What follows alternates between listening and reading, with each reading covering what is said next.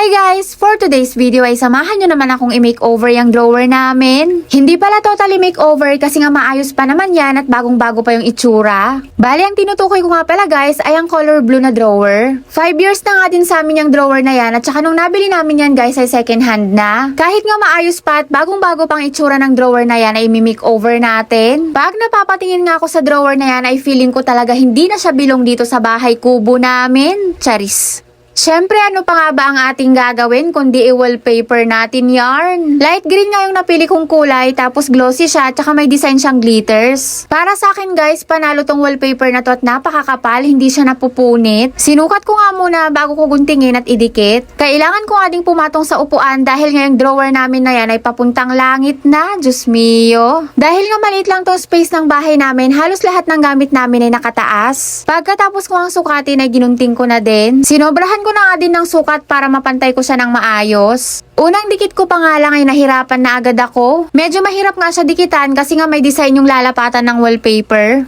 Nawawala nga sa pwesto at nagkaka-bubbles pa kaya medyo mahirap. Kailangan mo siyang hagudin ng hagudin. Diyos mio. Cutter nga yung ginamit kong pangtanggal sa sobra para mapantay ng maayos. Ilang beses na nga din ako nagdikit ng wallpaper pero ngayon lang ako nahirapan. Hindi nga masyado perfect yung pagkakalapat ko ng wallpaper pero inayos ko pa din kahit na hirap ako. Ayoko naman ng masyadong lukot yung wallpaper, hindi magandang tignan.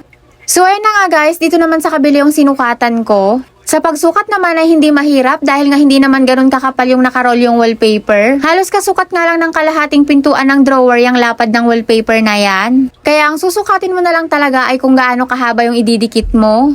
Sa may gusto ng wallpaper na ganyan guys, ilalagay ko na lang yung link sa comment section. May iba't ibang kulay din yan guys, kaya makakapili kayo kung anong gusto nyong kulay. Diyos mio, sa mga oras na nga ayan ay ngalay na ngalay yung kamay ko kaya sumusuko talaga ako. Sobrang dami kasing lumalabas na bubbles kaya kailangan kong hagudin ng hagudin, wala din naman kasi kaming blower. Nawawala-wala pa nga sa pwesto at nakukusot-kusot dahil nga sa design. Kaya kailangan talaga paglapat mo ng wallpaper ay siguraduhin mong maayos na para hindi pa ulit-ulit. Sa una lang naman nakakabanas magdikit lalo na pag hindi mo makuha sa tamang pwesto at makukusot na talagang maiinis ka. Pero pag nakuha mo naman na yung tamang teknik ng pagdidikit ay mag-i-enjoy ka na lalo na pag maganda yung resulta. Kalahati pa nga lang yung nadidikitan ko pero nagniningning na yung mata ko kahit sobrang stress ako sa pagdikit. Diyos mio. Sobrang ganda din naman ng color blue na kulay kaso nga lang talaga hindi na siya nababagay sa mga kulay ng mga gamit dito sa bahay namin. Buti na nga lang talaga at na-imbento tong wallpaper na to. Kaya sa mga kagaya kung gusto pare-pareho ng kulay ang mga gamit, ito na yung sagot sa problema ninyo. Halimbawa na nga lang, ang gusto mong kulay ng mga gamit mo ay color blue, kaso nga lang ay may naligaw na color pink, aba i-wallpaper mo na yan sis.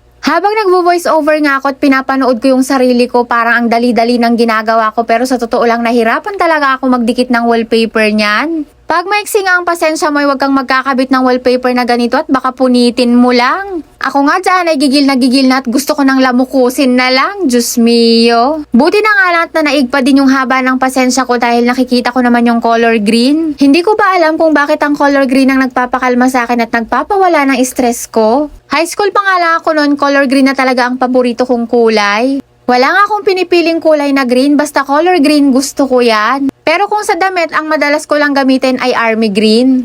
Pag maayos nga yung pagkakalapat mo ay madali nga din siyang dumikit. Pagdating naman sa pagtanggal ng sobra ay hindi mahirap basta may gamit kang cutter. Pag maayos nga yung pagkakalapat mo ay maganda din siya tignan dahil nga pantay at fit na fit sa may drawer. Kaya kahit ang hirap niya pantayin ay inayos ko talaga para maganda siya tignan. Yan ngang dinidikit ko ay nakuha ko yung tamang paglapat kaya napakakinis niya at napakaganda ng pagkakakabit ko. Napakadali nga din niyang pantayin basta maayos din yung pagkakalapat mo, hindi ka mahihirapan.